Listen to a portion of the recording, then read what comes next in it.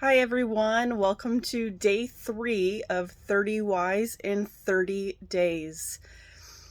Day 3's why. Why am I an advocate? Why am I being a fundraiser for the Gold Together initiative at the American Cancer Society is Jon Koeninger is my why today. Um, when I was originally diagnosed with cancer in January of 94, I knew because my mom told me basically that, I had cancer for a reason. It wasn't just because my body, developed cancer. There was a reason behind it. My mom always believed that, things had a purpose in life. And it, you know, as a 14-year-old, I kind of understood that. But at the same time, I'm still only 14 and still was very innocent because, when you're only a teenager, you don't have a lot of life experience. Then in December of 1995, so a year later, um, we got a call from our high school where my brother was a student that there was a band member, Jon, who was in the hospital in a coma. And I didn't know Jon, but my brother did. My parents knew his family. He played in the drum line with my brother, which is why I knew of the name, but I didn't know him. It later turned out that he was in a coma due to undiagnosed cancer, undiagnosed leukemia to be more specific. And when I heard that, I knew immediately I need to go to that hospital. I want to talk to Jon. Even though he's in a coma, I still believe people in comas do hear what people are saying. And so I asked my dad, can you drive me down to the hospital so I can talk to Jon? At that time, somebody had given me this St. Peregrine medal that I have on right now, and I brought it with me, and I pinned it to Jon's pillow. And, but before I even made it into his hospital room, I met his dad in the hallway. And his dad was a wreck, to say the least. He was crying. He didn't know what he could have done to stop this. Like, no one wants to have their child in a coma. And, what could he have done to prevent this from happening? And I made the comment to his dad, unfortunately, leukemia has no specific side effects. There's nothing really you can do to see it coming because it can come on with so many different forms. It's not like other cancers where you see a tumor growing. It's blood cancer, so it can take a lot of different. It can manifest a lot of different ways. And I told him this. I was like, unfortunately, there's not much you can do to see it coming.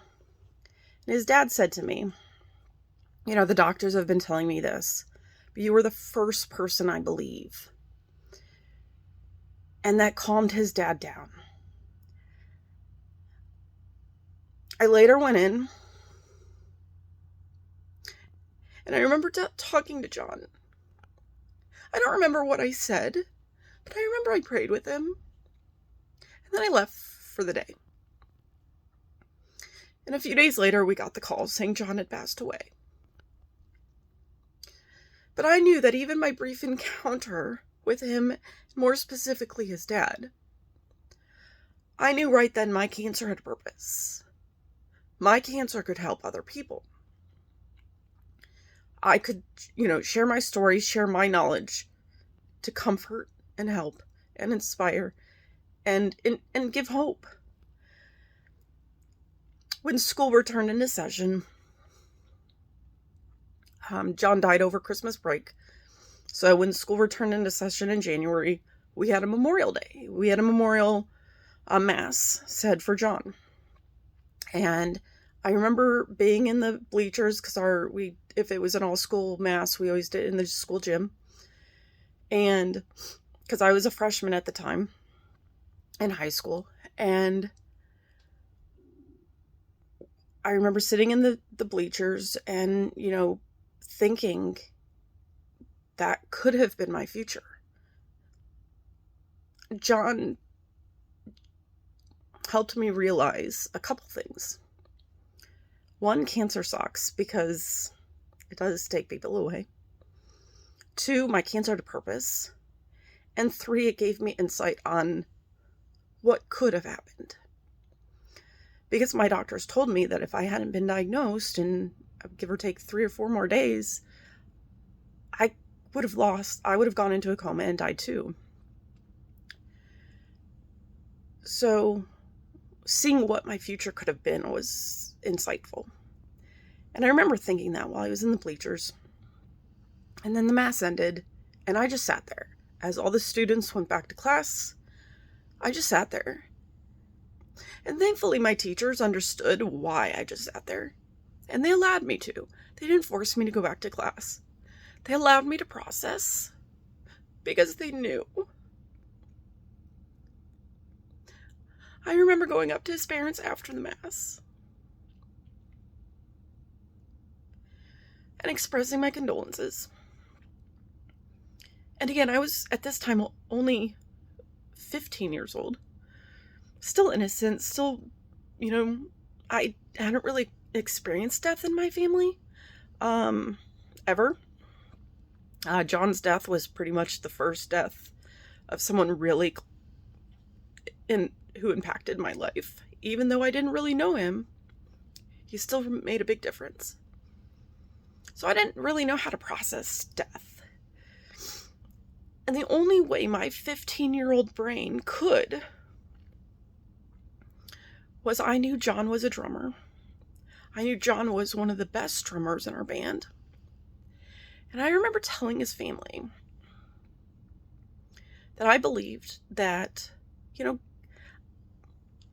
God wanted to start a band, and he knew Jon would be the best drummer in his band. And I realize that sounds really silly now. And I realize, and I know God doesn't take people for those types of reasons. But that's how my 15-year-old brain had to process that. And I remember his parents hugged me. And then they gave me back this medal, which I now wear a lot. St. Peregrine's the patron saint of cancer. And it, in some way, does still connect me to Jon. And it just connects me to my reason why. So it's for Jon that I raise money for pediatric cancer research, so people don't have to go into comas. So parents don't have to feel what his parents did. So his siblings didn't have to experience what they did. Because we need more research. We need more understanding. So this is for you, Jon.